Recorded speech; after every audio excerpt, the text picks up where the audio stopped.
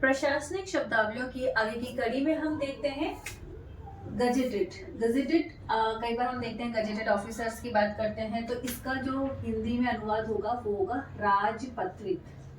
ध्यान रखें, गजेटेड यानी राजपत्रित। देन है जिस्ट। जिस्ट से अभिप्राय क्या होता है?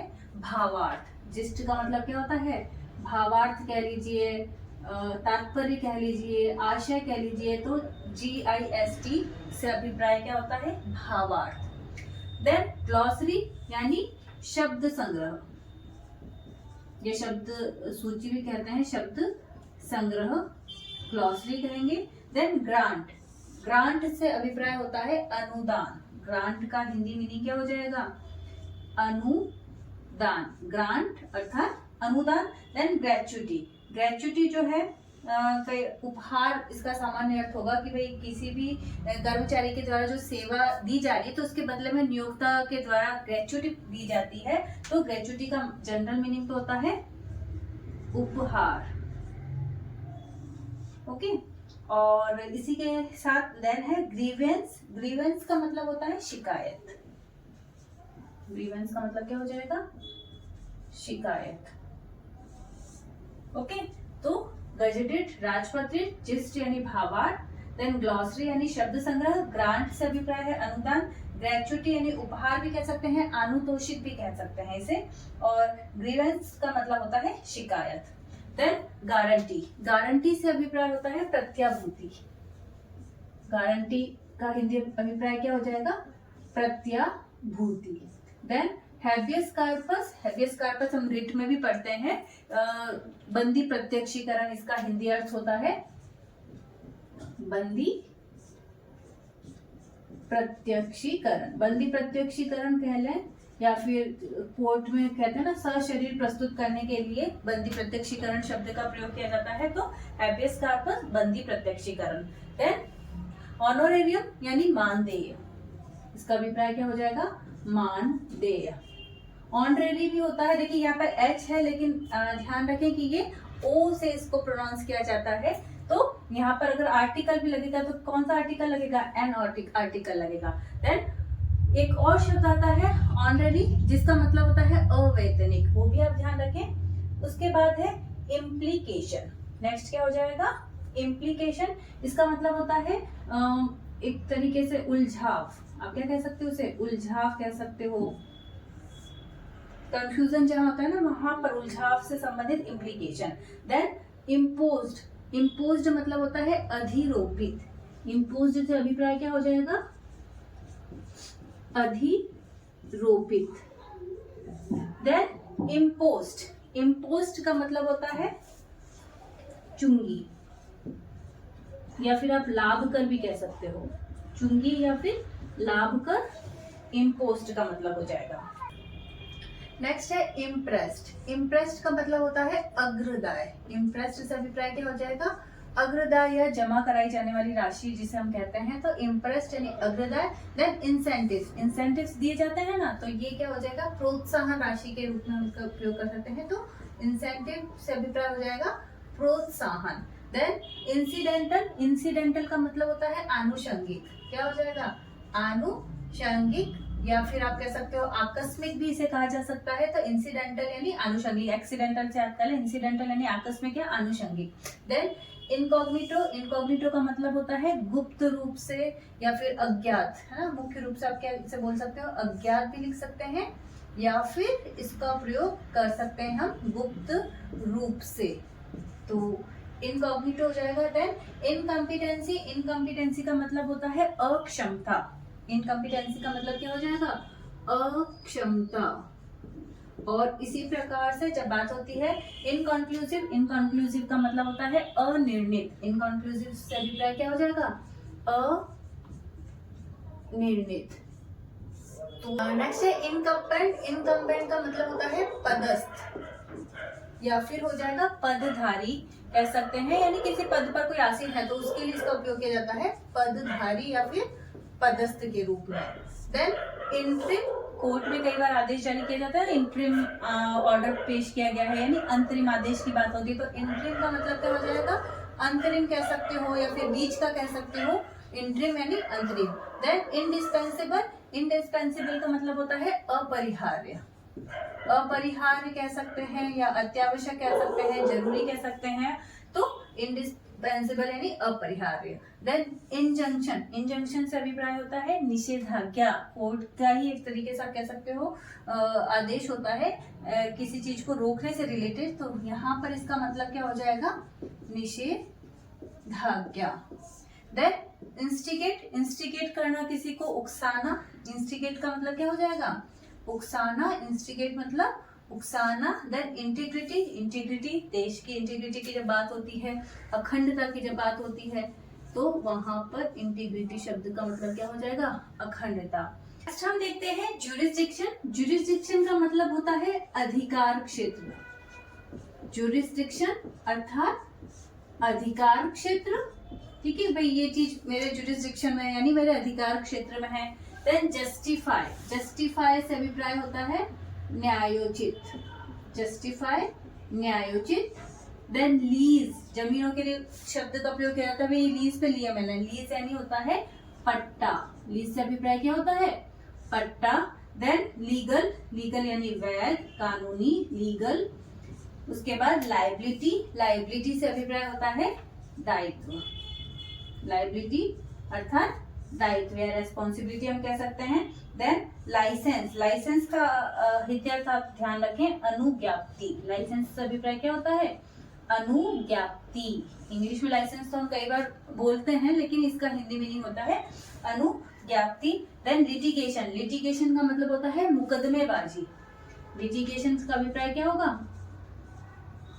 मुकदमेबाजी, लिटिगेशन मुकदमेबाजी। तो ज्यूरिसडिक्शन अधिकार क्षेत्र, जस्टिफाई न्यायोचित, लीज पट्टा, लीगल वैध, लायबिलिटी दायित्व, लाइसेंस अनुज्ञप्ति एंड लिटिगेशन यानी मुकदमेबाजी। देन नेक्स्ट है लॉजिंग, लॉजिंग का मतलब होता है वासगृह। जब आप अपने घर से दूर हैं, कहीं रुकते हैं, भले चाहे होटल के रूप में इसका प्रयोग कर सकते हैं, तो हिंदी मीनिंग क्या हो जाएगा इसका, वासगृह।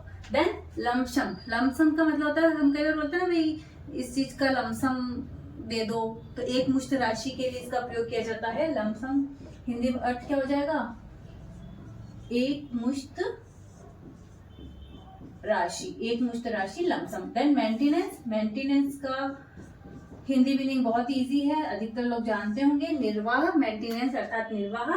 देन नेक्स्ट है मैंडेट, मैंडेट जो है वो जनरली एक ऑफिशियल लेटर के रूप में इसका प्रयोग किया जाता है, और इसका हिंदी अर्थ होता है अधिदेश। क्या होता है इसका हिंदी अर्थ, अधिदेश, मैंडेट यानी अधिदेश। देन मैनिफेस्टो, मैनिफेस्टो का मतलब होता है घोषणा पत्र, मैनिफेस्टो का मतलब क्या हो जाएगा, घोषणा पत्र। देन मेमोरेंडम, मेमोरेंडम यानी ज्ञापन, मेमोरेंडम अर्थात क्या हो जाएगा, ज्ञापन। और देन मिसकंडक्ट, मिसकंडक्ट यानी दुराचरण, मिसकंडक्ट दुराचरण, मिसकंडक्ट दुराचरण। तो लॉजिंग यानी वासगृह, लमसम एक मुश्त राशि, मेंटेनेंस निर्वाह, मैंडेट अधिदेश, मैनिफेस्टो यानी घोषणा पत्र, मेमोरेंडम यानी ज्ञापन, और मिसकंडक्ट का मतलब हो जाएगा दुराचरण। आगे चलते हैं हम, मॉर्टेज, मॉर्टेज का मतलब होता है गिरवी, मॉर्टेज का मतलब क्या हो जाएगा, गिरवी या फिर बंधक के रूप में इसका प्रयोग किया जाता है। नेक्स्ट हो जाएगा मोशन, मोशन से अभिप्राय होता है प्रस्ताव, मोशन का अभिप्राय क्या हो जाएगा, प्रस्ताव। देन म्यूटेशन, म्यूटेशन देखिए जनरली तो अगर साइंस की लैंग्वेज में देखें तो म्यूटेशन यानी उत्परिवर्तन होता है कि किसी के डीएनए या जीन में अचानक से सडनली कोई चेंजेस आ जाना, वहां पर म्यूटेशन का प्रयोग होता है। लेकिन जब हम यहाँ पर बात करेंगे प्रशासनिक शब्दावलियों की, तो म्यूटेशन का मतलब होता है नामांतरण, नामांतरण। देन नेपोटिज्म, नेपोटिज्म का मतलब क्या होता है, भाई भतीजावाद, भाई भतीजावाद, नेपोटिज्म। फिल्मी दुनिया में हम कई बार सुनते हैं नेपोटिज्म शब्द का प्रयोग। देन नल एंड वॉइड, अकृत और शून्य, नल एंड वॉइड का मतलब क्या हो जाएगा, अकृत व शून्य। ऑब्लिगेटरी, ऑब्लिगेटरी का मतलब हो जाता है आवश्यक, और ऑब्सोलेट, ऑब्सोलेट का मतलब क्या हो जाएगा, जो बहुत अप्रचलित हो गया ना, ऑब्सोलेट हो गया, बहुत लेट हो गया, पुराना हो गया, तो वो अप्रचलित हो जाएगा। तो ऑब्सोलेट का मतलब क्या हो जाएगा, अप्रचलित। नेक्स्ट है ओमिटेड, ओमिटेड का मतलब होता है छोड़ा हुआ, हम चैप्टर में बोलते हैं ना ये तो ओमिट है, यानी छोड़ा हुआ। ऑर्डिनेंस, ऑर्डिनेंस का मतलब होता है अध्यादेश, ऑर्डिनेंस यानी अध्यादेश। पैक्ट, पैक्ट यानी समझौता, पैक्ट मतलब समझौता। ये भाई पेटेंट है ना, तो ये चीज हमारी पेटेंट है, यानी एकस्व यानी एकाधिकार है उस पर, एकस्व। पिटीशन, पिटीशन यानी याचिका, कोर्ट में पिटीशन याचिका। प्लेंट, प्लेंट यानी वाद पत्र, प्लेंट से अभिप्राय क्या हो जाएगा, वाद पत्र। और प्लेंटिफ का मतलब होता है वादी, प्लेंटिफ मतलब वादी। नेक्स्ट है प्रिस्क्राइब्ड, प्रिस्क्राइब्ड का मतलब होता है निर्धारित, है ना, प्रिस्क्राइब्ड निर्धारित। देन प्रोबेशन, प्रोबेशन पीरियड की जब हम बात करते हैं, कभी सरकारी नौकरी लगती है तो एक पर्टिकुलर टाइम पीरियड के लिए प्रोबेशन पीरियड होता है ना, निगरानी रखी जाती है उस समय, सारे 2 साल का प्रोबेशन पीरियड होता है, तो उसे हिंदी में क्या कहा जाता है, परिवीक्षा। देन प्रोसीडिंग्स, प्रोसीडिंग्स कोर्ट की प्रोसीडिंग्स चल रही है, कार्यवाही चल रही है, प्रोसीडिंग्स अर्थात कार्यवाही। प्रोक्लेम, प्रोक्लेम का मतलब होता है घोषणा। और प्रोक्यूर, प्रोक्यूरमेंट या प्रोक्यूर आ जाए अर्थात वसूल करना, प्रोक्यूर मतलब वसूल करना। देन प्रोसिक्यूट यानी अभियोग चलाना। प्रॉक्सी, स्कूल में वगैरह में बात करते हैं प्रॉक्सी पीरियड है, प्रॉक्सी परोक्षी, प्रॉक्सी परोक्षी, प्रॉक्सी परोक्षी। देन क्यो वारंटो का मतलब होता है अधिकार प्रच्छा, ये भी एक रिट में हमने पढ़ा था कि किस अधिकार से, अधिकार प्रच्छा। देन कोरम यानी गणपूर्ति, कोरम मतलब गणपूर्ति। रेटिफिकेशन, रेटिफिकेशन का हिंदी अनुवाद होता है सत्यांकन, रेटिफिकेशन का हिंदी अनुवाद होता है सत्यांकन।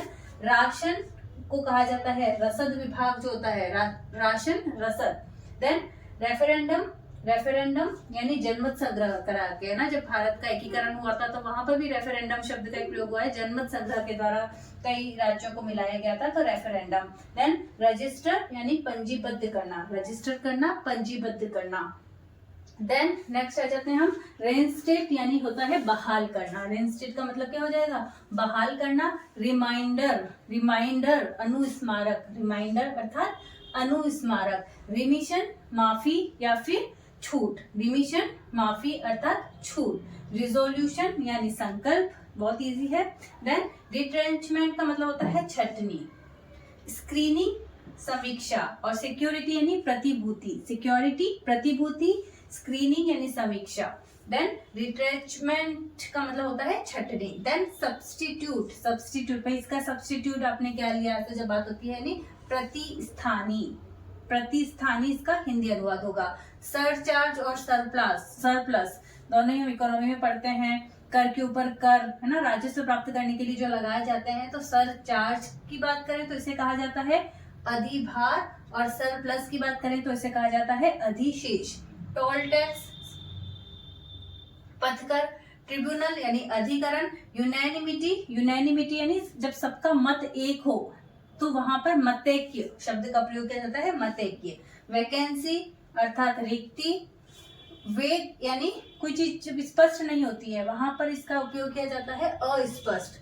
वैलिड अर्थात विधिमान्य। विजिलेंस यानी सतर्कता।